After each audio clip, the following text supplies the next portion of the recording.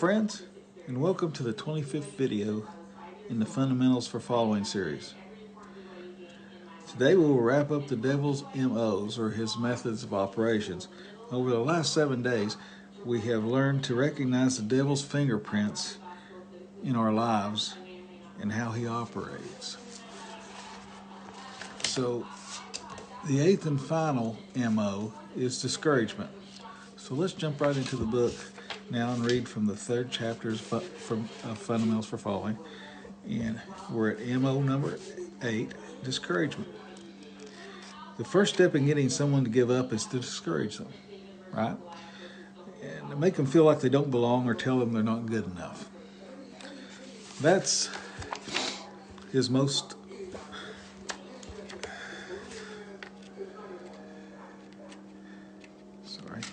That's really cruel when we do that, or when that happens to us. And sometimes we can even be our own worst enemy. That's even worse. We may do things that seem fun or good that end up having bad consequences, and the devil likes that. About 6 years ago, Debbie and I were shopping for a new car, and to make a long story short, I wrecked a brand new Jeep Cherokee on the dealer parking lot, causing quite a bit of damage to the Jeep. Even the owner of the dealership came out to see the damage that had occurred.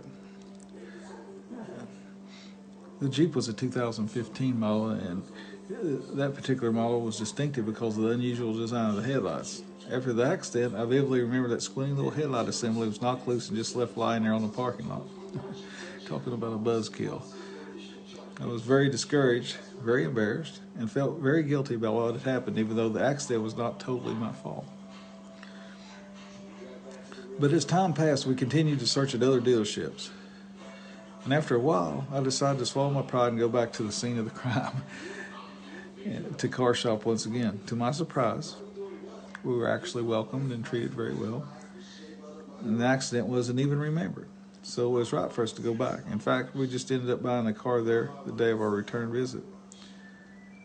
You know, when complacency, guilt, fear, and discouragement crop up, we know that Satan is behind it.